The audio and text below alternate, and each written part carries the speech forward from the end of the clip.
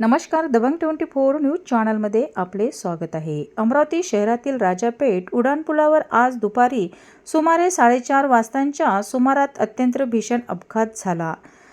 धारदार ट्रकने दुचाकीला जोरदार धडक दिल्याने दुचाकीवरील एका महिलेचा जागीच दुर्दैवी मृत्यू झाला, तर दुसरी महिला गंभीर जखमी झाली आहे।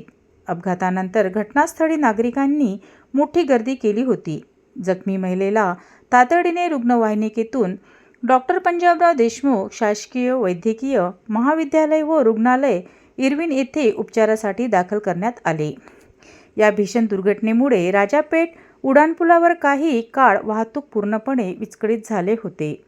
दोन्ही बाजूला वाहनांच्या लांबच लांब रांगा लागल्या। घटनास्थळी पोलिसांनी धाव घेत वाहतूक सुरळीत करण्यास सुरुवात केली। तसेच अपघाताचे नेमके कारण आणि ट्रक चालकाविरुद्धची पुढील कारवाई सुरू असल्याची माहिती मिळत आहे।